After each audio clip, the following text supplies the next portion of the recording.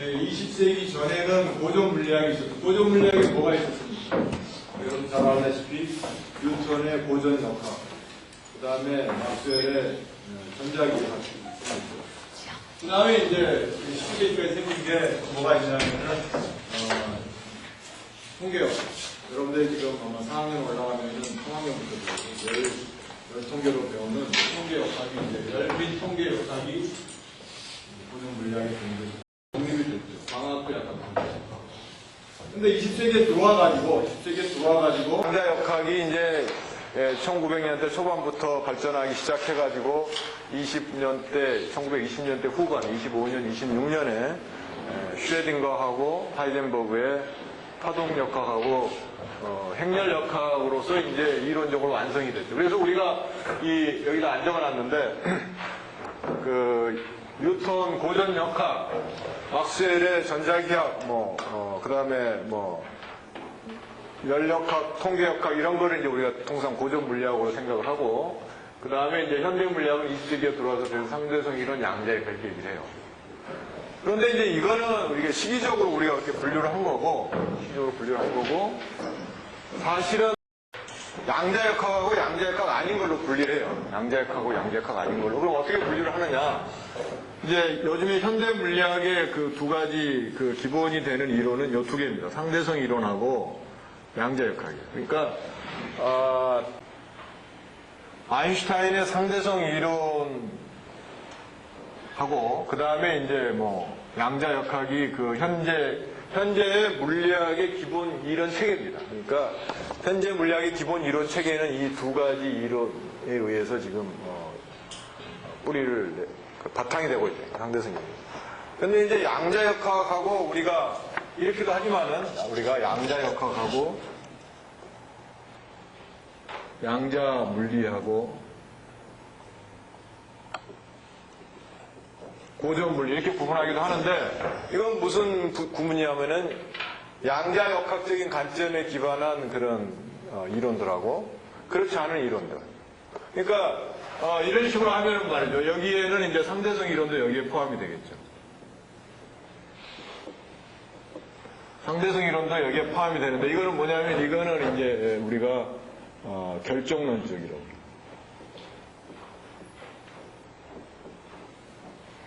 결정론적인 이론이다. 그 말은 무슨 얘기냐 하면은 영어로는 deterministic theory라고 그러는데 무슨 얘기냐 하면은 우리가 초기 조건 알면은 나중에 모든 상태를 예측할 수가 있다는 거예요. 하나도. 근데 양자 물리는 뭐냐면 이거는 확률론적입니다. 확률론적.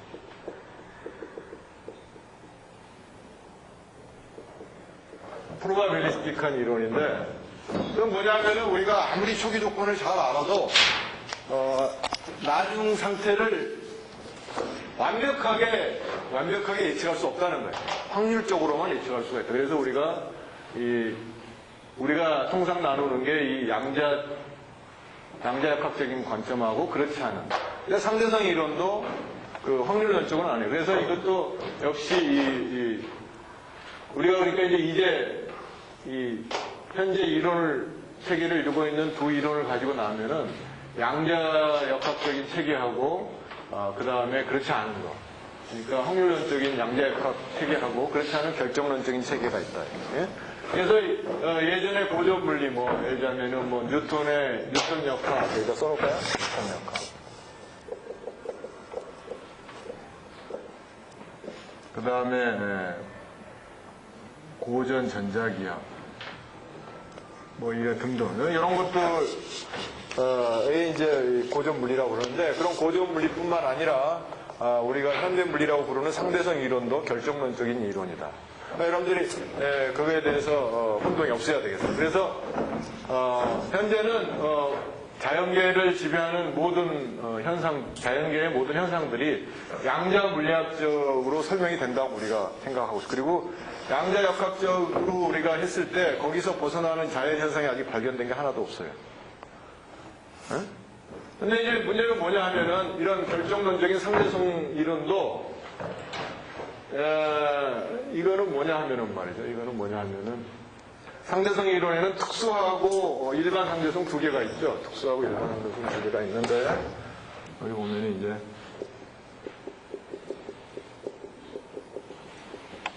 일반 상대성 이론 두 개가 있는데, 특수 상대성 이론은, 등속도로 움직이는 두 시스템 사이의 관계를 다루는 이론이 특수상대성 이론이고, 일반 상대성 이론, 등속도는 뭐 속도가 제로인 것도 포함하죠.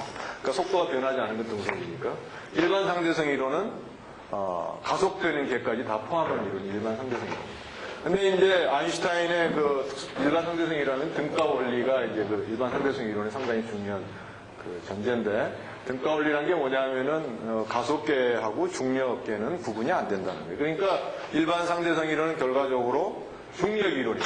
중력. 그래서 중력 이론에 의해서 지배되는 게가 우리가 흔히 제일 잘 알고 있는 게 천체 현상이죠. 천체 현상은 중력에 의해서 지배가 되죠. 왜 중력에 의해서 지배가 됩니까? 여러분들 잘 알고 있다시피 현재 우리가 알고 있는 기본 이 자연계에 네 가지 존재하는 기본 힘들이 있죠. 그게 뭐 여러분들이 알겠지만은 중력, 전자기적인 힘, 그 다음에 이제 핵 안에서만 작용하는 강력, 양력 이렇게 네 가지가 있죠. 다 알고 있죠? 근데 지금 요 세 가지 현상, 전자기적인 힘, 핵 안에서 작용하는 강력, 양력, 이거 뭐 스트롱 포스, 이거는 윅 포스 이렇게 얘기를 하는데, 스트롱 인터랙션, 윅 인터랙션 이렇게 얘기하는데, 요 세 가지 힘들은 말이죠. 현재 양자역학적인 이론 체계로 다 설명이 되고 있습니다. 근데 중력은 아까도 얘기했지만은 아인슈타인의 일반 상대성 이론으로 중력이 설명이 되는데, 그 중력 현상들 중에 아직 일반 상대성 이론에서 어긋나는 현상이 발견된 게 없어요. 그럼 어떤 현상이 일어납니까? 지금 우리가 알고 있는 모든 이런 현상들은 양자역학적인 현상으로 어긋나는 게 없고, 중력도 상대성 이론으로 어긋나는 게 없으니까 그게 다 맞는 이론이잖아요. 근데 하나는 이렇게 약간 양자역학적인 이론 체계는 확률론적인 이론이고, 이 중력을 설명하는 상대성 이론은 결정론적인 이론 체계다, 이런 얘기죠. 그래서 아인슈타인은 양자역학의 그 확률론적인 체계에 대해서 상당히 좀 회의가 많았죠. 그러니까 신은 주사위를 던지지 않았다, 뭐 이런 얘기도 하고, 주사위 노름을 하지 않는다, 이런 얘기도 했죠. 그래서 결정론적인 거를 하는데, 여러분들 중에 뭐 혼돈계, 케이오스 시스템, 케이오스, 카오스라고 하기도 하죠. 혼돈계에 대해서는, 혼돈계는 뭐에 속하냐? 혼돈계도 이거에 속합니다.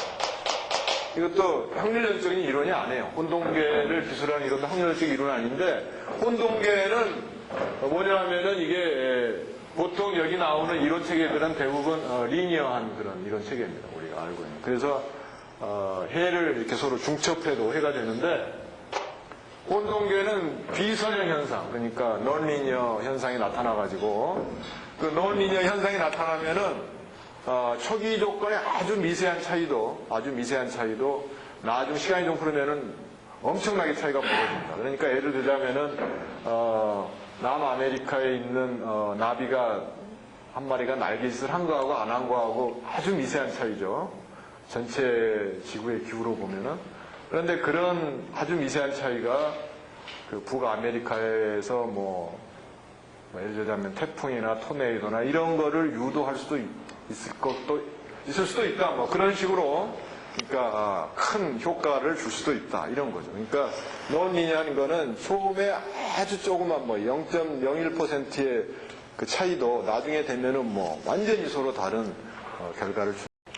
그래서 그거는 결정론적인 이론이지만은 우리가 처음에 그 부정확한 정보 때문에 나중 차이가 완전히 벌어지기 때문에 그런 카오스 시스템에서는 단기 예측이 불가능하죠. 왜냐하면 우리가 처음에 데이터를 모을 때 거기에 조금씩의 오차는 다 있기 때문에 장기적으로 가면은 그 오차가 엄청나게 다른 현상을, 결과를 유도하기 때문에 장기적인 예측은 불가능하죠.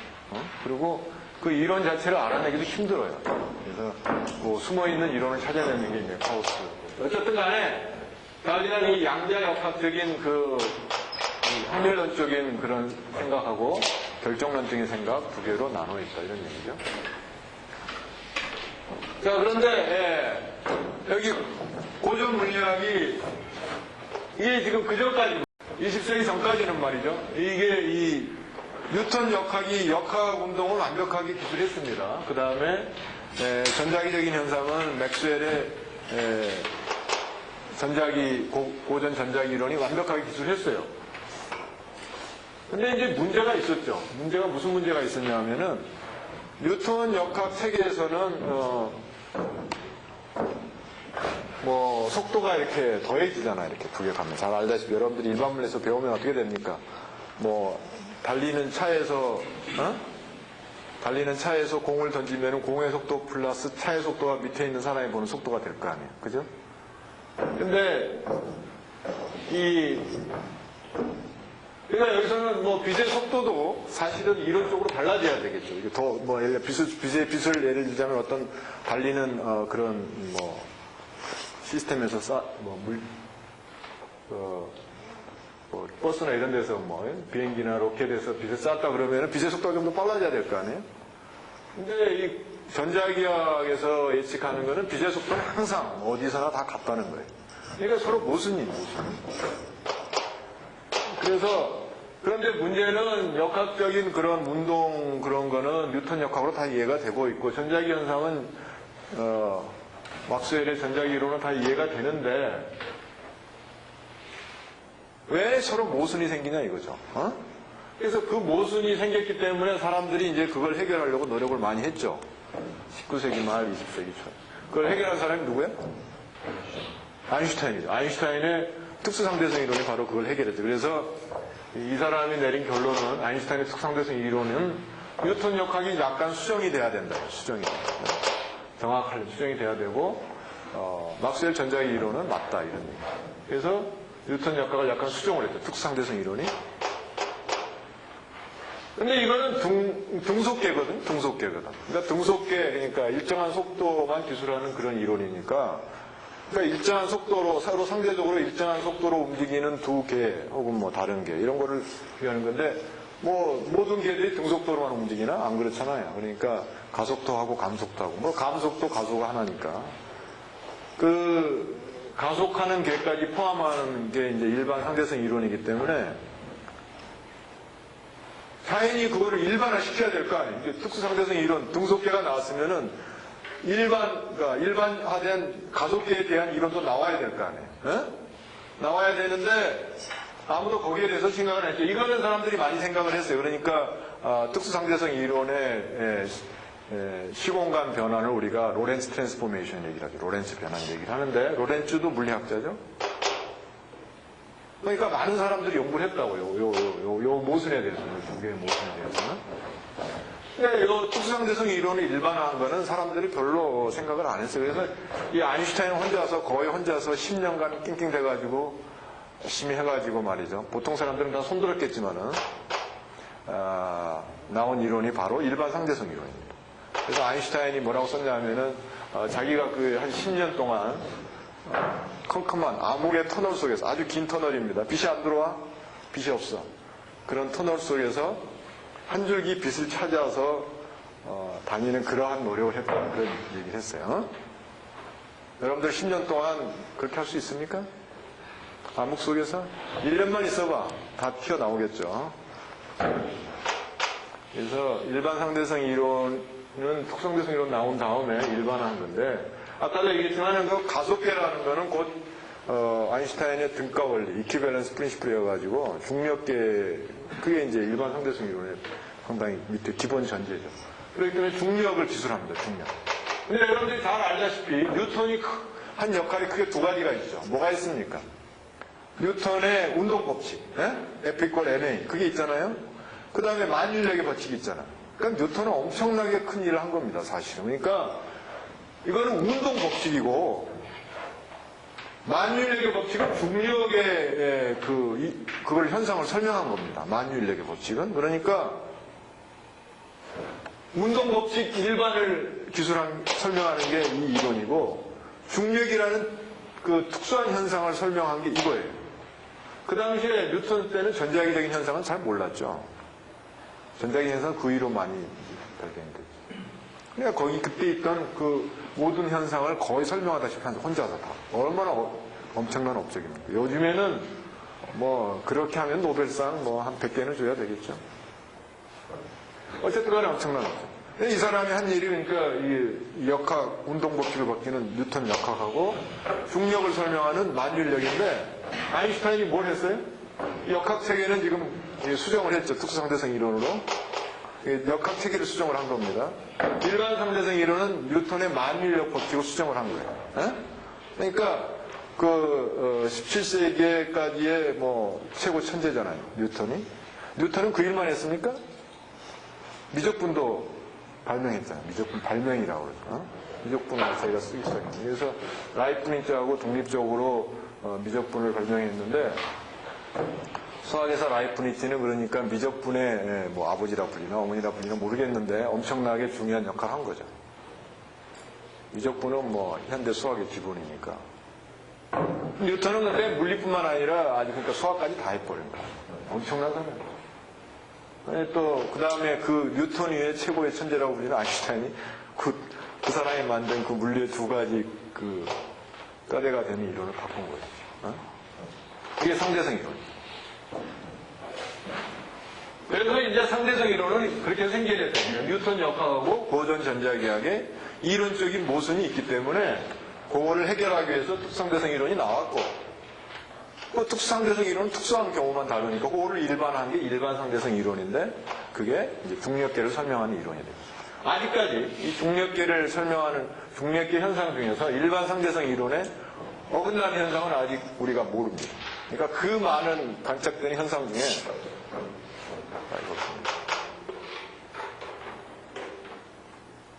양자역학은 근데 왜 나왔습니까? 양자역학. 이제 양자역학은 이제 그런 이론적인 이유 때문에 나온 게 아니고, 이제 과학기술이 19세기 말쯤에 이제 많이 발전하니까, 아마 이제 관측 기술이나 이런 게 측정 기술인 게 발전이 되죠. 그러니까 이게 이제 새로운 현상들이 많이 이제 관측되기 시작했어요. 그래서 이제 그런 현상들을 설명을 해야 되는데, 그 전에 뉴턴 역학이나 뭐, 막스웰 전자기 이론이나 열통계 이론으로는 설명이 안 되는 거예요. 설명이 안 돼. 조금 이따가 이제 배우겠지만 설명이 안 돼. 그래서 그 설명, 그런 여러 가지 설명 안 되는 새로운 현상들을 설명하기 위해서 나온 이론 체계가 바로 양자역학입니다. 근데 이 현재의 양자역학은 현재 우리가 알고 있는 모든 자연 현상을 기술하는 기본 이론으로 생각하고 있죠. 그러니까 현재 자연계의 기본 이론 체계는 이 양자역학 체계입니다. 근데 여기에도 문제가 있습니다. 뭐냐 하면은 지금 중력은 상대성 이론으로 완벽하게 기술이 되는데 중력을 근데 전자기적인 현상은 말이죠. 막스웰의 이 전자기 이론으로 완벽하게 기술은 안 돼요. 그거를 좀 더 완벽하게 기술하는 게 QED라고 퀀텀 일렉트로 다이나믹스. 근데 그게 이제 1950년대, 40년대 후반 50년대 완성이 됐는데 그거는 막스웰의 전자기 이론을 상대론적인 양자역학적으로 보정을 한 겁니다. 상대론적으로. 그러니까 양자역학의 관점에서 상대론적으로 보정을 한 건데 그게 이제 QED라는 건데 그걸로 지금 완전히 설명이 되고 있다고 우리가 알고 있고 역시 그 핵 안에 들어있는 현상들, 강력하고 양력들도 양자역학적인 이론 체계로 지금 완전히 설명이 되고 있다고 우리가 믿고 있습니다. 그래서 그런 이론 체계를 우리가 표준 이론 체계라고 해요. 스탠다드 모델이라고. 스탠다드 모델. 그래서 자연의 중력을 뺀 모든 이런 현상들은 현재 양자역학으로 완벽하게 설명이 된다. 그러면 이제 중력도 양자역학적으로 우리가 설명을 해야 될 텐데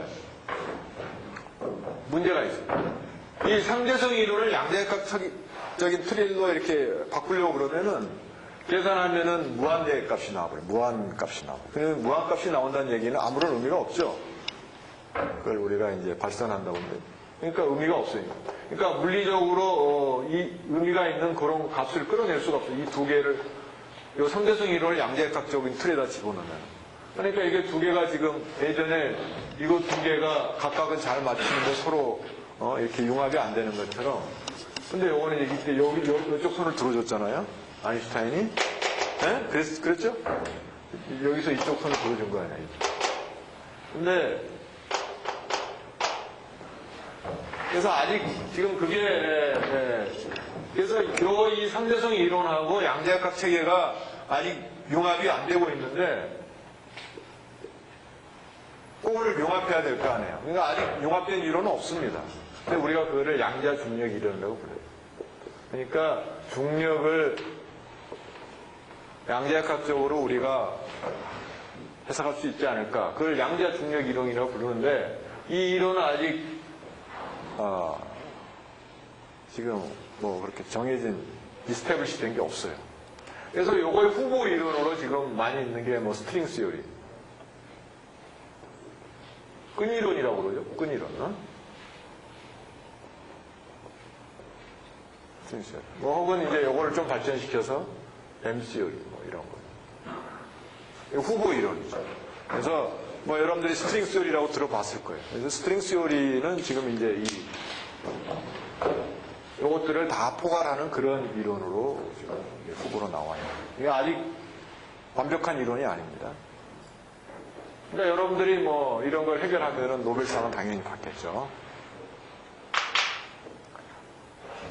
이렇게 해서 이제 현재 우리가 기본적으로 알고 있는 이론 체계가 현재는 이 상대성 이론과 양자역학이다. 그리고 양자역학을 일반한 이제 양자장론이라고 부르는데 그 상대성 이론에 맞게끔, 상대성 이론에서도 특수 상대성 이론에 맞게끔 이게 양자역학 플러스 스페셜 렐라티비티.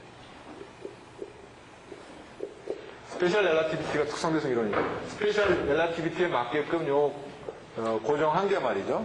우리가 퀀텀 필드 시어리라고 부르는데 이게 양자장론이죠.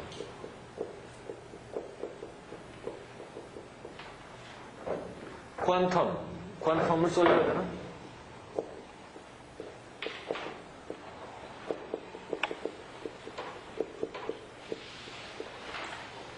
퀀텀 필드 시어리가 양자역학을 특수상대성 이론에 맞게끔 만든 이론 체계가 양자장론입니다. 이 양자장론으로 이 세 개의 현상들이 다 지금 현재 이해가 되고 있거든요.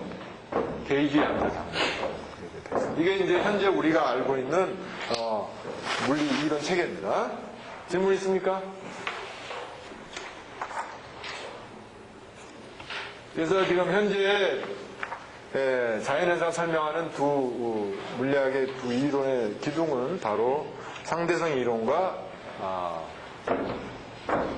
양자역학이다. 그러니까 이 상대성 이론에 나오는 예를 들자면은 이게 로렌츠 인베리언스라는 게 있어요. 그러니까 뭐 로렌츠 불변성이라는 게 있는데 그런 게 여기서도 이렇게 이제 들어가 있습니다. 그 다음에 일반 상대성 이론에서 보면은 제너럴 코어디네이트 인베리언스 뭐 그런 것들도 여기에 다 우리가 이론을 채울 때 기본적인 그 요소로 들어가 있어요.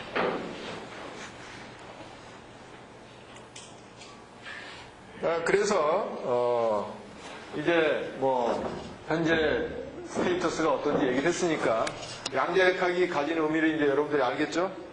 양자역학은 현재 자연계를 기술하는 근본 이론 체계다 이런 얘기입니다.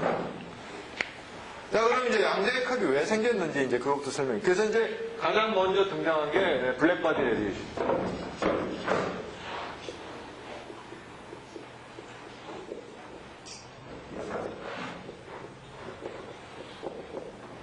이걸 우리가 우리말로는 흑체 복사라고 해요. 블랙바디 레디에이션은 뭐냐 하면은 왜냐면요 어떤 밀폐된 이렇게 속이 빈 이 용기가 있는데 이게 밀폐된 겁니다. 여기다가 구멍을 하나 아주 조그만 구멍을 하나 뚫었다고 칩시다. 그러면 이걸로 들어가는 이 구멍은 이렇게 포인트니까 포인트는 매저 제로죠. 수학적으로는. 그러니까 매저 제로란 얘기는 예를 들면 요 전체 면적을 100이라고 그러면은 요거는 0이죠. 매저 제로란 얘기는. 수학 부족한 학생들 없어요? 어쨌든 간에 이 구멍으로 빛이 만약에 들어갔다고 칩시다. 들어갔다고 치면은 이 빛이 다시 나올 확률이 얼마나 되겠어요? 이 구멍의 크기를 매저 제로로 보면은 진짜 그냥 크기가 없는 포인트로 보면 나올 확률이 제로겠죠? 앞에서 이렇게 반사돼서 나올 확률이 제로일 거 아니에요. 그죠? 그러니까 들어간 빛은 못 나온다 이런 얘기죠. 들어간 빛은 못 나온다. 근데 여러분들이 빛을 보는 게 어떻게 됩니까? 뭐 색깔이나 뭘 보는 게 뭔가 반사돼서 보는 거 아니에요. 근데 들어가는 게 못 나오면 이 포인트가 어떻게 보이겠어요? 이 구멍이. 검게 보이겠죠? 블랙이다. 그게 블랙입니다. 그게 블랙. 전혀 뭐를 내보내지 않은 게 블랙이에요. 그게 블랙이에요. 그러니까 요 구멍은 흑체에 해당합니다. 흑체. 블랙바디에 해당합니다. 네? 블랙바디. 블랙바디 레디에이션이라는 건 뭐냐? 레디에이션이라는 거는 이제 그 전에 키르요프가 19세기 중반인가? 19세기 중반 때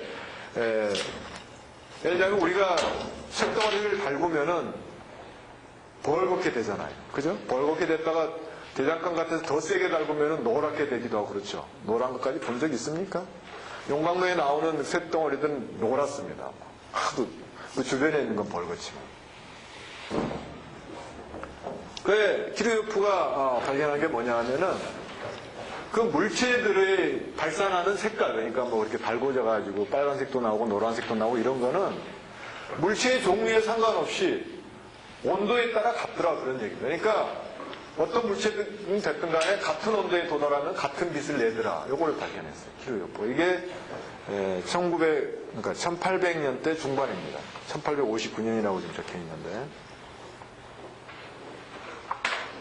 그래서 그런 거를 키르요프가 발견한 거예요. 자, 그러니까 온도가 올라가면은 거기서 빛이 나온다는 거는 이제 알고 있는 거죠, 사람들. 예? 그렇잖아요? 그러니까 키르요프가 발견한 게 온도에 따라서 나오는 빛의 분포나 뭐 이런 게 세기가 일정하더라. 그런 얘기예요. 우리가 빛의 분포와 세기를 뭐라고 그럽니까? 스펙트럼이라 스펙트럼. 빛의 분포와 세기를 우리가 스펙트럼이라고 그래요. 근데 지금 여기에 지금 어떤 거냐면 이런 이렇게 박스로 만든 거란 말이에요. 박스로. 여기 박스에 벽면이 있는 거예요. 벽면이. 이 안에 다 비어 있지만 여기 벽면이 있잖아요. 근데 벽면 온도를 내가 어떤 키로 하면은 이 벽면에서부터 그 내부 공간으로 빛이 지금 방출될 거 아닙니까? 그러면 이게 어떤 적당히 시간이 오래 지나면은 그 온도를 계속 T라는 온도를 유지시켜주면은 이 내부 그 밀폐된 공간 안으로 들어오는 그 빛의 분포가 어떤 평형상태에 도달하겠죠. 그러니까 요 주어진 T에서 지금 그게 계속 나오니까 그 여기서 그 물체가 내는 빛의 분포하고 요 안에 뭐 나중에 나오겠지만은 사실은 이제 여기는 지금 모르지만은 빛도 빛 알기. 어쨌든 간에 빛의 그 분포들이 이 안에서 그 복사파의 분포들이 어떤 일정한 분포를 가지게 되겠죠. 이게 막 안에서 돌아다니까 이게 그렇잖아요. 빛이 지금 막 그러니까 예를 들자면은 이게 밀폐된 공간인데 벽이 뜨거워지면 어떻게 되겠어요? 빛이 나와서 환해지겠죠. 그런 얘기예요. 알겠어요? 무슨 얘기인지? 여기 뭐 어쨌든 간에 그 온도에 따라 다르겠지만은 빛이 나올 거 아니에요. 벽 앞면으로도. 그러니까 밖으로 나오는 건 왜 우리가 생각하지 않아요? 이게 밖에서 뭐 많은 다른 빛들이 돌아다니니까 생각하면 안 돼요. 그러니까 요 온도에, 이 특정 온도에 따른 빛의 분포가 요 안에 지금 있겠죠. 근데 지금 구멍을 이렇게 하나 뚫어 놓으면은 여기서도 안에 가득 찬 이 온도 T에서의 주어진 빛들이 밖으로 나올 수가 있을 거 아니에요. 그러니까 이렇게 나오는 빛을 우리가 블랙바디 레디에이션이라고 부르는 거예요. 이 특정한 온도에서 나오는 빛의 분포라요. 요 구멍에서 나오는 거예요. 알겠어요?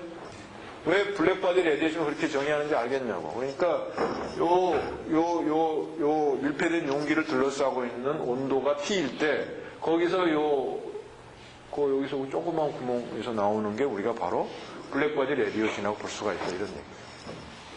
근데 뭐 좀 더 덜 정확하게 얘기하면은 그냥 뭐 쇳덩어리를 우리가 달고도 거의 블랙바디 레디에이션을 볼 수가 있는 거죠. 블랙바디. 근데 여기서는 정확하게 하려면 그렇게 해야 된다 그 얘기예요. 여기는 이론적으로 그러니까 지금 어떻게 하면 정확하게 빛의 복사를 할 수가 있는. 왜냐하면 밖에서 하면은 뭐 다른 데서 빛이 들어올 수도 있고 그러니까 정확하게는 이 온도에 해당하는 그 빛의 분포를 알려면 이런 식으로 실험을 해야 된다 이런 얘기죠. 물론 실험은 좀 다르겠지만. 그래서 이런 블랙바디 레디에이션 스펙트럼들이 19세기 말에 다 알려졌어요. 대충 뭐 이런 식으로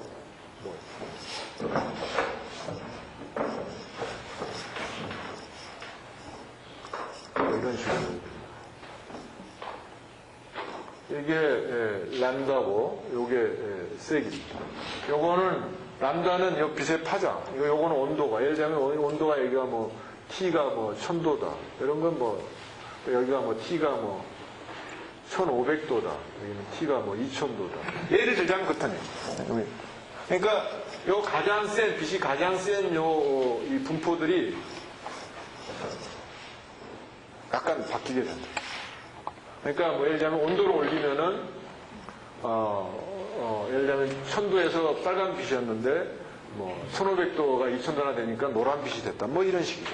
이 람다라는 게 여러분들이 잘 알겠지만은 노란색의 파장이 깁니까? 빨간색의 파장이 깁니까? 노란색의 파장이 길어? 빨간색의 파장이 길어? 빨간색의 파장이 길죠? 빨간색의 람다가 람다 레드라 람다 이엘로우라 그러면은 람다 이엘로우가 람다 레드보다 더 적잖아요. 진동수는 더 크니까 이렇게. 그래서 이런 블랙바디 레디에이션 스펙트럼은 19세기 말에 이제 사람들이 대충 다 측정이 됐는데 이게 설명이 안 되는 거예요. 이게 설명이 안 돼. 그러니까 뭐 고전 역학이나 고전 전자기학이나 뭐 열통계 가지고 설명하는데 도저히 설명이 안 되는 겁니다. 조금 전에 얘기한 이렇게 맥시멈 이렇게 시프트 되는 거는 이거를 빈의 디스플레이스먼트 로우라고 그러는데 이건 1903년에 1893년이네. 1893년에 빈 W가 이름은 뭔지 모르겠는데 자우디가 성이 빈입니다. 빈의 흑제복수 현상인데 이 사람이 뭘 했냐면은 여기 세기죠. 저건 파장. 뮤의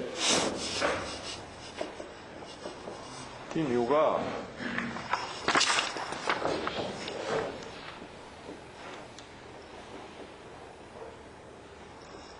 여기서 T는 절대온도입니다. T는 절대온도. 뮤는 진동수예요. 뮤는 진동수고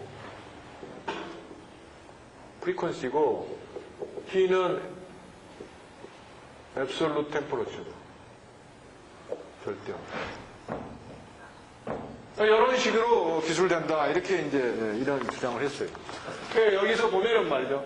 가장 이 세기 분포에 어떤 주어진 T가 있다고 그러면 예를 들면 주어진 T가 있다고 그러면은 이러한 뭔지 모르지만은 요 F라는 게 함수입니다. 함수. F라는 게 뭔지 모르는데 이렇게 함수로 주어졌다고 그러면은 어떤 특정한 T에서 특정한 온도에서 이 세기가 가장 큰 거는 어떻게 구할 수 있어요? 미분해가지고 0 되는 데가 맥시멈이나 미니멈이 될 테니까 최대 값이 될 테니까 미분한 값이 0이 되는 그런 뮤겠죠. 근데 주어진 T가 있으니까 그렇게 되면 어떤 뭔지 모르지만은 뮤 오버 T의 어떤 맥시멈이 되는 값에 구할 수 있는 이거를 미분해가지고 뮤 오버 T로 미분해가지고 그 값을 구하면 그게 맥시멈이 해당할 거 아니에요. 이게 맥시멈이 될 거예요. 요거는 어떤 상수로 주어질 거 아니에요. 어떤 상수로. 그럴 거네. 여러분들이 함수 미분해가지고 최대값 하면은 그 값이 다 나올 거 아니에요. 그 값에서. 여기 상수가 돼야 될 테니까 어떻게 되겠어요? 근데 요거는 여러분들이 잘 알다시피 진동수 곱하기 파장은 빛의 속력이죠. 그러니까, 이게 소리. 여기는 콘스탄트입니다. 콘스탄트. 요거는 빛의 속도입니다. 빛의 속도. 그러니까 어떻게 되겠어요? 그러니까 요거를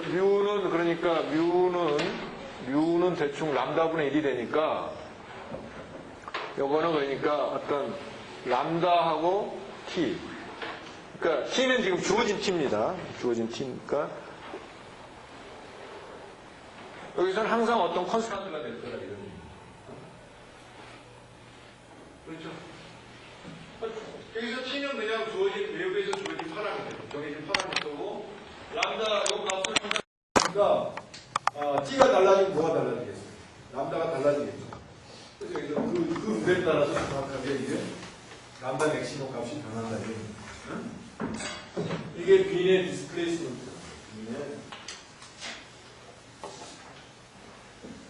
빈의 변이 놓쳤는데.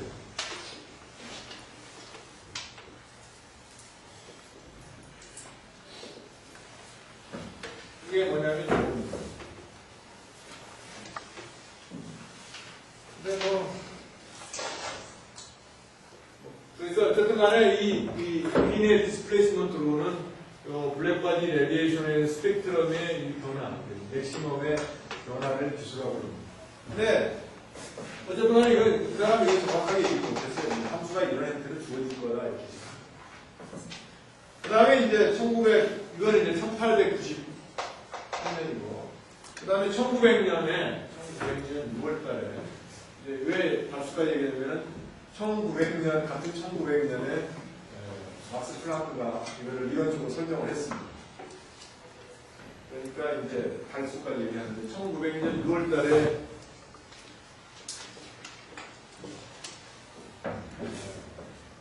레일레이가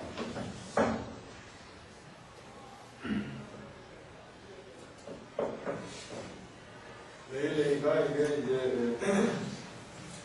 이 F라는 함수를 구했어요. 그랬는데 그 값이 어떻게 나왔냐면은 이 사람이 구한 거는 U가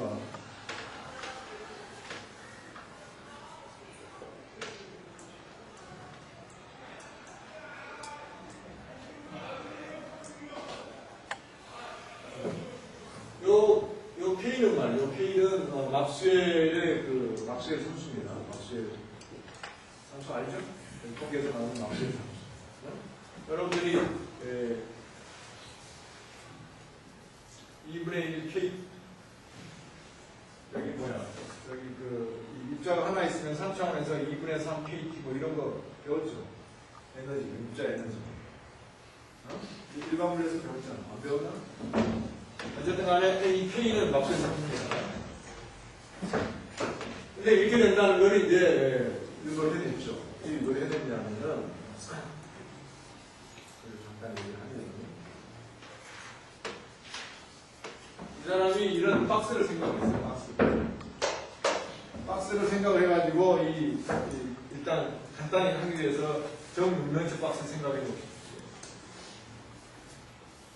각각의 각변의 길이가 있는 정육면체 생각하고 이 안에 지금 이렇게 블랙바디니까 그 안에 지금 이렇게 돼 있어. 구멍은 그러면 여기서 보면은 여기서 이게 있을 때는 항상 여러분들이 알고 있죠. 1차원의 경우에 이게 딱 고정되어 있으면 여기서 무슨 현상이 일어납니까? 이게 웨이브가 항상 이런 스탠딩 웨이브 형태로 바뀌겠죠. 그렇지 않아요? 스탠딩 웨이브. 이게 여러분들이 아마 일반물 때 시험에서 이게 우리가 스탠딩 웨이브라고.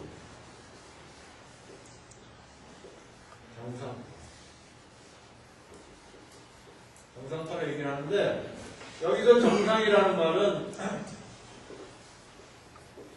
이건가? 잘 모르겠네요. 어쨌든 간에 이 모양이 변하지 않는다는 얘기입니다. 이게 모양이 정해져 있다 이런 얘기입니다. 그래서 정상파인데 영어로는 그냥 가만히 서 있다 이런 스탠딩입니다. 정상파인데 이런 정상파로 주어지기 때문에 이런 경우에는 우리가 여기서 나오는 하수를 우리가 결정할 수가 있다 이런 얘기죠. 다시 말하면은 예를 들자면 요런 웨이브를 우리가 사인 요걸 x 방향으로 놓고 사인 kx라고 그러면은 여기서 0에서 n까지 간다 그러면은 어떻게 됩니까? 이쪽에서 0이 되고 이쪽에서 0이 돼야 되죠. 0일 때는 0이고 n일 때 0이 되면 되니까 어떻게 되죠? 사인 kl이 0이 돼야 되잖아요. 그죠? 여기서도 0이 돼야 돼요. 사인 kl이 0 되는 경우는 어떤 경우입니까? kl이 n파일 때 돼요. n파일. 네? 사인 kl이 0 될 때니까 kl이 n파일. n은 그러면 사인 kl이 n파이면 사인 kl은 0이 되잖아요. 그러니까 정상파의 조건이에요. 그러니까 요게 지금 뭐 x, y, z 세 방향이 다 있으니까 우리가 요걸 뭐라고 그러죠? K를? 웨이브 넘버. 어? K를 웨이브 넘버라고 그러죠. 파수라고 그러죠.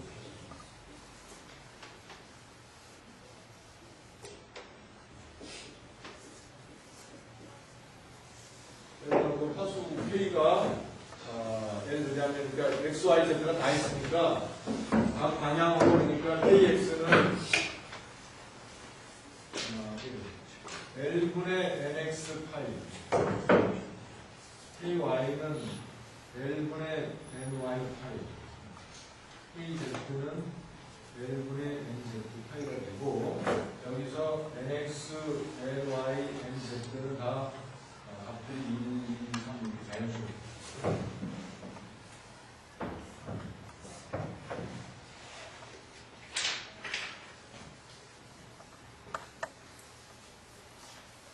그래서 이제 이런 파동의 개수가 몇 개나 있나 모두가 몇 개나 있나 이거를 이제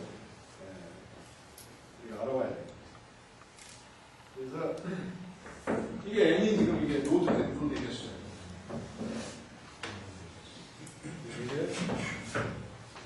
그러니까 이게 n이 1이면은 어떻게 됩니까? n이 1이면은 이거 하나죠. n이 2면 이게 두 개죠. n이 3이면 여기에 노드가 3개. 배가 3개가 나와요. 그러니까 그게 맨 처음에 n이 2면 이렇게 되고 n이 2면은 이렇게 되고 n이 3이면은 여러분 모두가 이렇게 되고 3개 있을 거 아니에요. n이 이게 모두가 됐습니다. 그런 게 그러니까 서로 다른 그러니까 그런 게 몇 개 있나 따져봐야 돼요. 그래서 요 K 가승을 우리가 계산하면은 K자승 계산하면 맞죠. K자승 계산하면은 KX의 자승, KY의 자승, KZ의 자승을 우리가 3차원이니까 얘네는 이제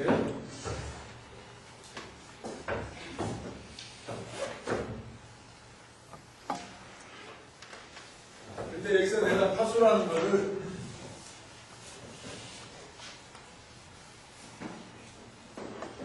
K라는 게 뭐냐 하면은 뭐 이게 좀 설명해야 되는데 예를 들면 2차원을 보내는 거예요.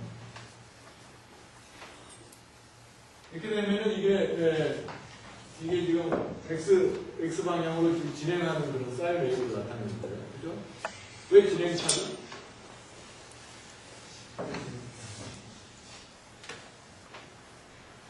예를 들자면은 K가 앞으로 뽑아내려는 거 아니에요.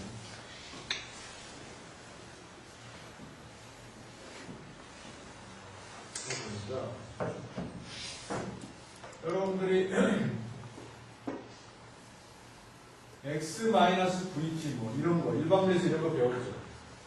이런 함수나 혹은 이런 함수는 어떤 특성을 갖고 있죠. 이거는 x-vt는 플러스 x 방향으로 속도 v로 움직이는 파동이죠. x 플러스 vt는 마이너스 x 방향으로. 왜 그렇죠? 왜냐하면은 이게 델타 x만큼 움직일 때 이게 델타 x만큼 움직였을 때 여기서 델타 t만큼 파동이 많이 이런 파동이 있는데 어떤 파동이 있는데 이게 델타 t 동안에 델타 x만큼 움직이면은 이렇게 갈 거 아니에요. 이게 이 함수가 변하지 않으면 무슨 말인지 알겠습니까? 이 델타 x 빼기 v 델타 t가 0이면은 델타 t 동안에 파동이 변한 게 없죠. 델타 t 동안에 이 파동이 델타 x만큼 움직였어요. x가 그때 델타 x만큼 움직였어요. 시간도 그만큼 변했어요. 근데 델타 t 곱하기 v가 델타 x라면 요 안에 변화가 0이잖아요. 그러니까 실제로 지금 델타 x만큼 움직였으니까 여기가 x고 여기가 x 플러스 델타 x인데 시간 델타 t만큼 지난 다음에 근데 파동의 요 함수값은 변한 게 없으니까 여기에서의 함수값하고 여기에서 함수값이 동일한 시간이 돼야 되겠죠. 네? 무슨 말인지 알겠습니까?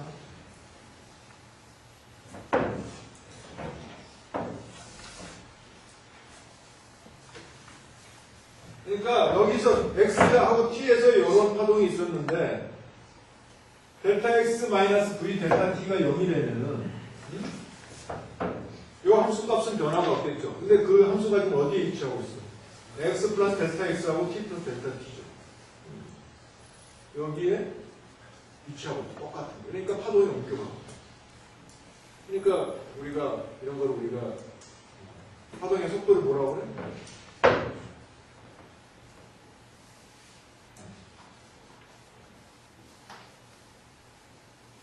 여기는 델타 x는 델타 t가 하죠. 그러니까 이게 바로 파동의 속도입니다. 이게 플러스가 되면 반대 방향. 그러니까 자 그런데 여기서 이게 왜 이걸 파수라고 그러냐? 이게 파동이 있는데 말이죠. 파동이 있는데 지금 뭐 이런 파동이 있어요. 이런 파동이 있는데 여기서 여기서 이게 람다만큼 움직였을 때 동일한 게 반복이 된다. 그럼 우리가 그걸 뭐라고 부릅니까? 파장이라고 부릅니다. 파장. 이게 왜 있어요? 파장이라고 부르잖아요. 파장이 부르는데 단위 길이당 혹은 단위 거리당 파장이 몇 개 있느냐 그걸 따지는 거예요. 어떻게 따질 수가 있어? 람다분의 1 이게 단위 길이라고 하면 람다분의 1 그러면 이게 단위 길이당 파장의 개수죠. 그러니까 1m 안에 파장이 몇 개 있느냐 1 나누기 람다. 그렇잖아? 근데 한 파장을 우리가 2파이로 보통 기술하잖아요. 사인에서 2파이는 다시 오리치로 돌아옵니다. 여기다가 곱하기 2파이 해주는 게 뭐야?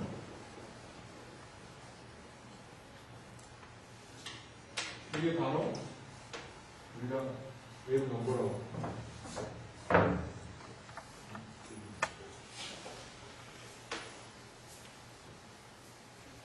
그냥 K를 여기 한번 집어넣어. 람다분의 2파이. K 대신에 여러분들이 람다분의 2파이를 집어넣으면 어떻게 됩니까? 람다분의 2파이 x가 되겠죠. 그러니까 이게 어떻게 되냐면은 람다분의 2파이 x가 될 거 아니에요. 근데 x를 람다만큼 변화시키면 어떻게 돼? 변화가 있어 없어? x를 x 플러스 람다를 하면 이게 이 식의 변화가 있어 없어? 모르겠어요 무슨 얘기인지? x를 x 플러스 람다만큼 하면은 람다 없어지면 2파이가 남잖아. 사인 2파이는 변화가 없죠? 아무 변화가 없는 거예요. 다시 되돌아오는 거예요. 그러니까 이게 람다분의 2파이가 이게 K이면은 이게 바로 그 파수, 그러니까 앵귤라, 그러니까 이게 웨이브 넘버라고 그냥 부르는데 사실은 거기다가 각도를 곱해준 거죠. 앵귤라. 요건 뭐냐? 여기서 시간이 지금 완전히 그러니까 이게 계속 이렇게 왔다 갔다 하는데 시간이 피어리어드 t만큼 지나가지고 다시 오리지널로 돌아오면 그걸 우리가 뭐라고 그러는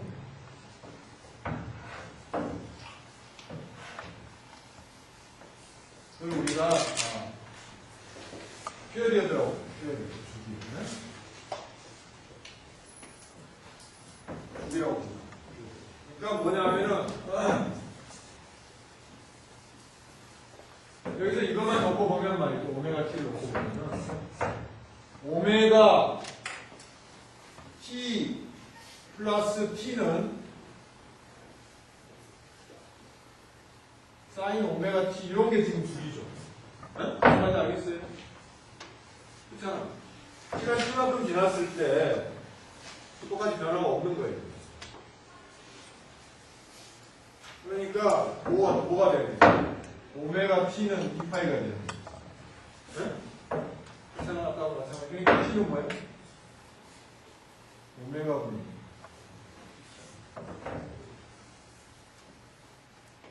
네? 거꾸로 한번 혹은 여기 이거는 오메가는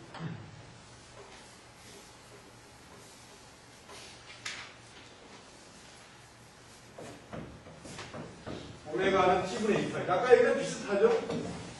k는 람다분의 2파이고 오메가는 t분의 2파이거든요. 그러니까 근데 t분의 1은 뭐라고 부르는 거 우리가? t분의 1. t분의 1이 뭐라고 부르는 이거 우리가 진동수 U라고 부르죠.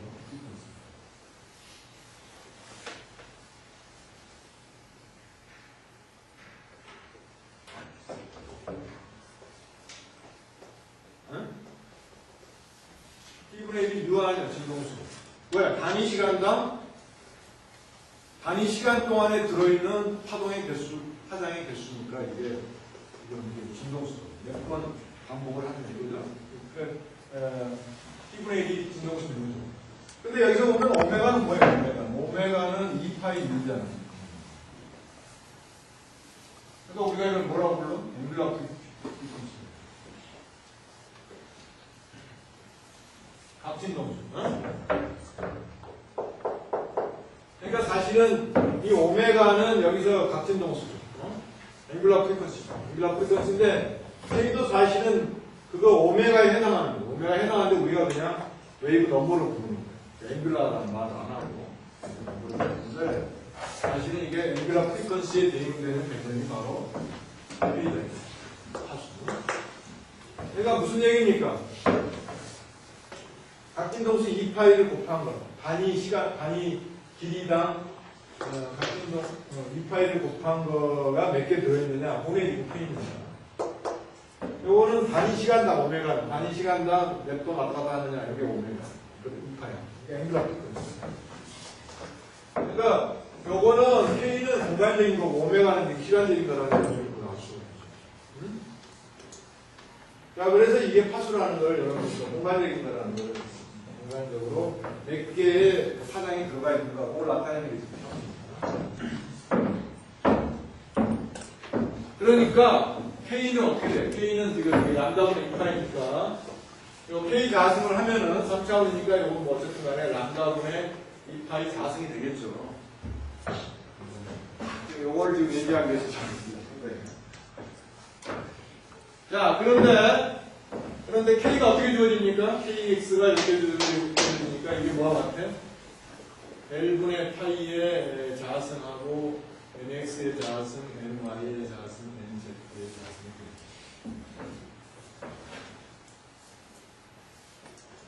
되겠죠. 물론 우리가 NX의 자승, NY의 자승, NZ의 자승을 N자승이라고 보면은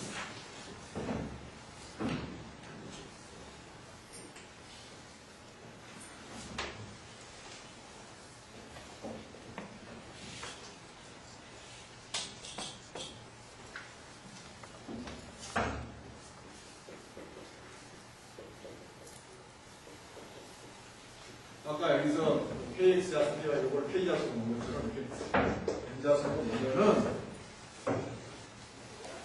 여기 이제 그 간단히 말하면 노드의 개수죠. 아까 얘기했잖아요. N이 2면 하나, N이 2면 2개, N이 3이면 3개 있다고. 노드의 개수니까 이런 파동들이 몇 개 있는가 이게 3차원으로 보고 이게 자승한 게 바로 N 자승입니다. 자, 그래서 N을 보면은 여기가 지금 N은 다 이게 양수니까 N이 굉장히 커진다 그러면은 우리가 구면을 생각할 수가 있고 N자승으로 주어지는 구면을 생각할 수가 있을 텐데 그 주어진 N에서 요거는 몇 분의 9의 몇 분의 1입니까? 4분의 1이요? 평면만 생각하면은 여기 4분의 1이죠. 위아래가 있으니까 몇이야? 8분의 1. 그러니까 요게 nx, ni, nz가 파지티브인 것만 생각하면은 8분의 1, 9의 8분의 1에 해당하죠. 그러니까 9라는 거는 이게 크기를 우리가 n으로 보면은 9의 이거는 뭐 그냥 단순히 할 수가 있죠. 그러니까 그 안에 들어있는 토탈 n의 개수 우리가 n이라고 하고, 그러니까 n까지 가는 전체 n의 개수. 그리고 이제 여기서 조금 더 dn이 조금 더 했을 때 요 껍질을 우리가 dn이라고 그러면은 그거는 8분의 1 곱하기 어떻게 될 거냐면은 4파이 n 자승 dn 뭐 이런 식으로 들어오게 되죠. 그러니까 요거는 우리가 2분의 파이 n 자승 dn 요게 이제 토탈 개수가 돼요. 그러니까 n에서 늘어나는 게 이제 이런 식으로 늘어나는 레이트가. 자, 그러니까 이제 어떻게 하면 되겠어? 어떻게 하면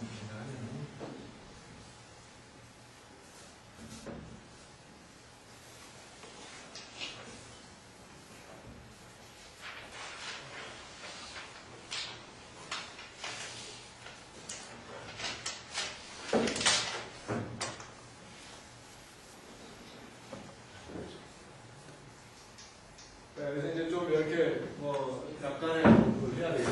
약간 이렇게 해야 되는데 여기서 보면은 말이죠. 첫 번째로 뭐가 있느냐 하면은 여기서 우리가 나오는 게 람다분의 2L의 자승이 뭐냐면 이게 바로 뭡니까? 이게 N 자승이죠. 또 갑니다.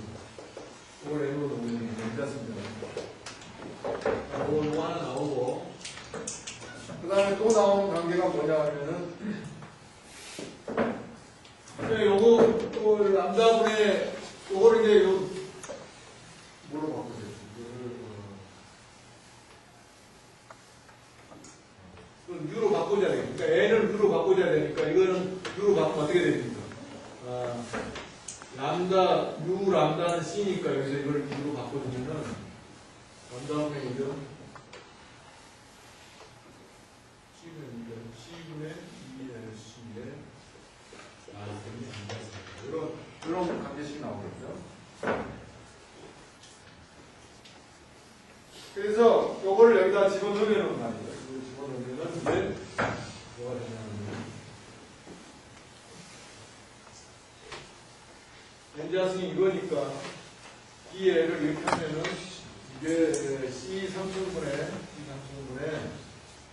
4파이 L 3승 U 자승 D 이런 식으로 되죠. 이길 때 요거 N자승은 집어넣으면 되고 D에는 요거 미분하면 되잖아.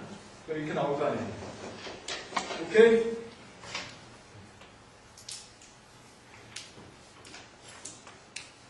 D에는 뭡니까? 그렇지. D에는 D에는 할 필요 없지. 이거는 N 자승이니까 이건 D에는 뭡니까? D에는 있을 수가 있어. 이게 뭐야? 이게 U 아니니? U? 예. U죠. 이게 U입니다. 진동수 U. 그러니까 D에는 여기서 자승 띄었거든. D에는 C분의 2L DU죠. 그러니까 N 자승은 요거 집어넣고 여기다가 Dn 대신에 요거 집어넣으면 이렇게 나옵니다. 나오겠죠? 그럼 C분의 2L의 3승이 될 거 아니에요. C분의 2L의 3승이니까 L 3승하고 2의 3승이 8이니까 이렇게 나오겠죠.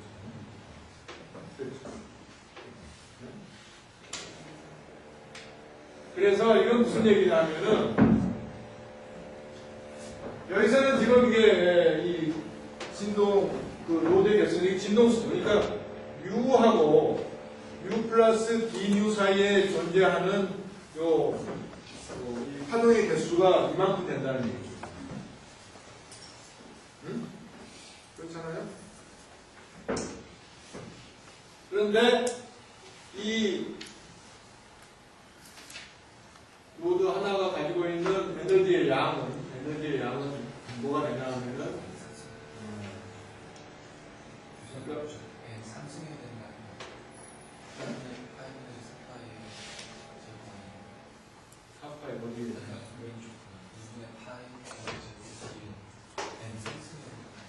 왜 삼성이에요? 웬 자승이에요? 이건 지금 n에서 뭐냐면 요거는 n에서 n 플러스 dn 사이에 한 거지. 그 껍질의 면적이 뭡니까? 꽃가의 알자승이다. 꽃가의 알자승하고 그 두께 dr 하면 그게 껍질의 부피지. 여기서는 뭐 껍질의 부피를 구하는 겁니다. 이걸 r을 n으로 봐가지고 n이라는 크기의 붓껍질에 dn만큼 추가됐을 때 그 껍질 사이에 있는 n하고 n 플러스 dn 사이에 있는 n의 개수들을 보는 거예요. 요 안에 있는 걸 보는 게 아니고, 그러니까 여기가 n이면은 여기 n 플러스 dn 요 붓껍질 사이에 있는 그 개수를 보는 거예요. 그러니까 그게 무슨 얘기냐면은 어떤 특정한 n에서 거기서 dn만큼 했을 때 그러니까 그 n하고 dn 사이에 존재하는 우리가 덴시티를 알고 싶습니다. 개수. 그러니까 여기서 마찬가지로 여기 의미하는 거는 진동수 μ하고 μ 플러스 dμ 사이에 있는 개수입니다.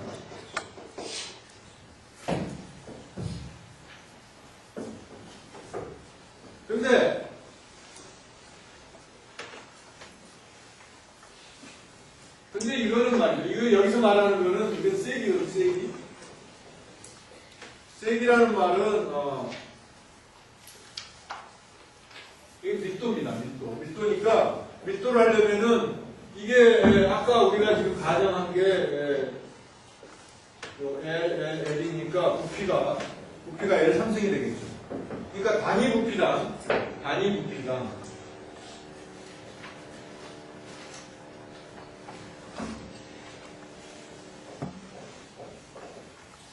수는 요거를 L 삼성으로 나눠주게 되겠죠. 그러니까 C 삼성분의 4파이 U 자승.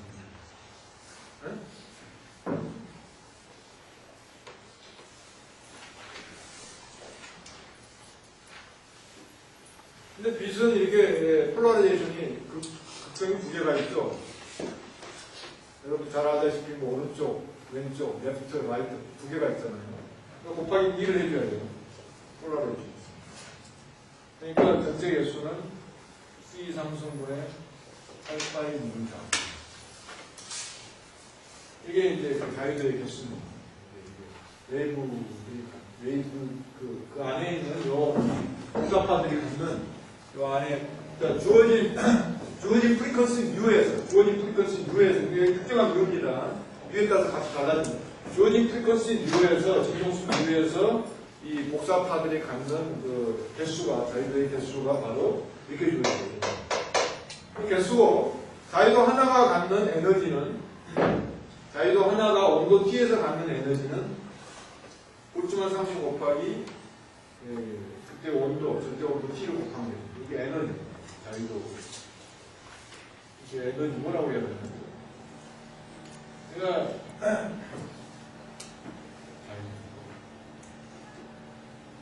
자유도 하나가 갖는 에너지는 이게 KT다 이런 얘기죠. 그러니까 전체 밀도는 어떻게 되겠어요? 아까 이게 지금 L3수가 나눠졌잖아요. 그래서 전체 밀도는 이거 곱하기 이게 되겠죠? 이거 나옵니다. C3수분의 88 문제가 선택입니다. 요거는 말이죠. 요거는 그냥 U가 올라가면 어떻게 되겠습니까? 계속 이렇게 증가해버리죠. 근데 이게 실제로는 아까도 나왔지만 이렇게 되니까 이거 안 맞죠. 그래서 LA의 이 공식은 맞지 않는다. 이게 낮은 데서는 잘 맞는데 이거 커지면 안 맞아요. 그래서 이제 그걸 완벽하게 한 게 이제 막스 플랑크가 이제 근데 그거 조금 이따 하기로 하고 왜 이게 KT인지 요거를 잠깐 보도록 하죠. 이게 왜 KT? 왜 자유도 개수의 하나가 KT라고? 자유도 하나의 갖는 에너지가 KT라는 걸 보려면은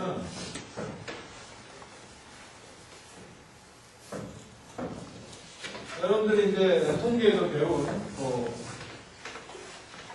그 기법을 써야 되겠죠.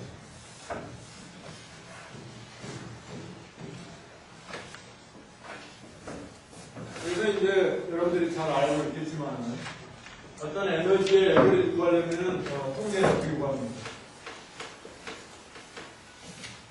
그게 에너지가 가질 수 있는 모든 거에 대해서 해준 다음에 익스페리먼트를 많이 하는 이게 뭐죠, 이게? 어떤 개가 온도 T에서 E라는 에너지에 있을 이게 프로바빌 확률, 그렇잖아. 그거 가중 평균 확률이 확률의 전체 확률. 근데 에너지는 그 확률 곱하기 뭐가 되겠어요? 확률에다가 에너지를 곱해가지고 다 더하면 그게 가중 평균이 되죠. 그러니까 여러분들이 잘 알다시피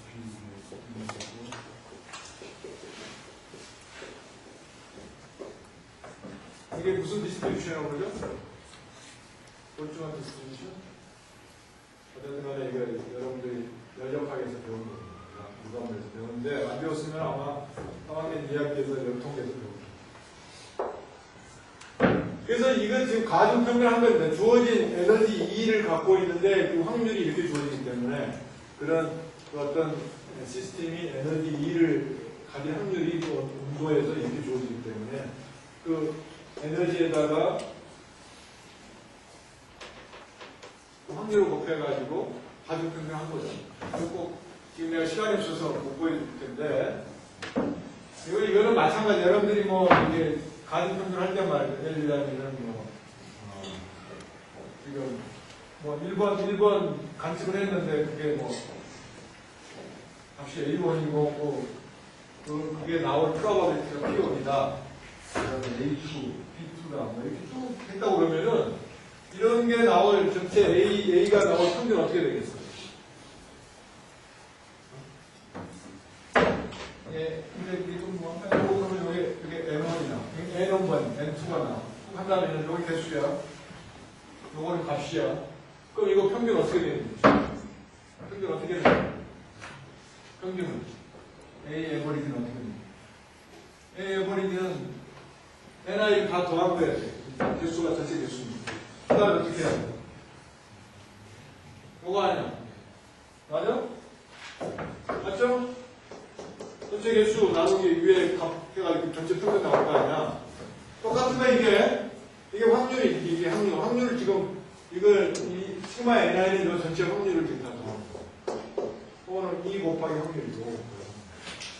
근데 여기는 디스크리트하니까 서베이션이 여기는 컨티뉴스하니까 인식이라고 바꿉니다. 요 계산한 값이 KT가 그래서 자유 하나의 에너지 이건 어떻게 계산하느냐? 계산할 줄 압니까? 너무 써먹여주는 게 아닌가? 이거를 말이죠. 요거를 보면, 요걸 잘 보면은, 이걸 내가, I라는 양으로 내가 높였어. 그러면은, 요 위에 그 분자는 어떻게 되냐면은, 그래서 여기, 요거를 내가 베타로 놓으면은 말이죠. 요 I라는 값을 말이죠. 요거를 뭘로 미분했냐면은, 마이너스 베타로 미분합니다. 요게 분자예요. 네? 맞죠? 맞죠? 요게 마이너스 KT분의 마이너스 2 베타죠. KT분의 2 베타니까.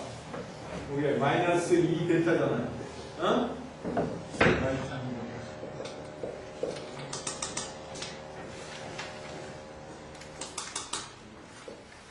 지금 분자가 이거죠? 맞습니까? 마이너스 2 베타. 자, 요거 베타로 미분해봐. 뭐 나와? 아니, 요게 베타가 아니고 요거죠. 요게 뭐냐 하면은,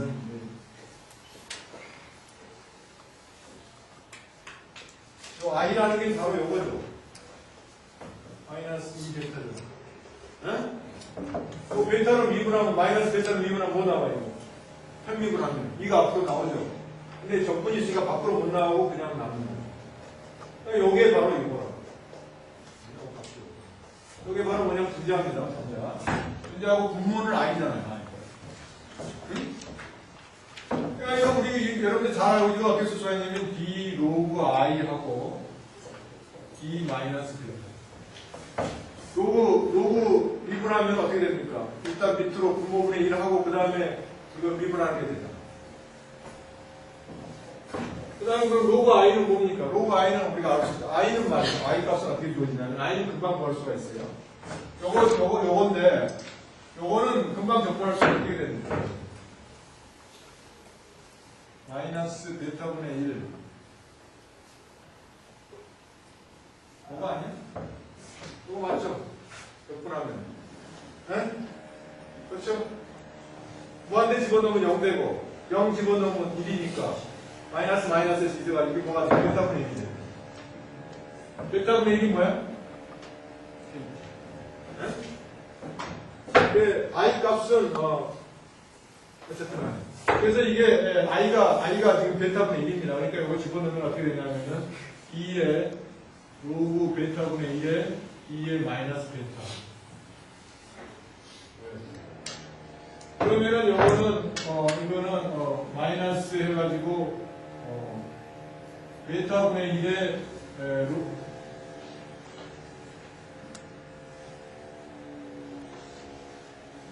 미분하면은 말이죠. 마이너스 베타가 미분하면은 마이너스 없어지고 로그 그러니까 이거 어떻게 되냐면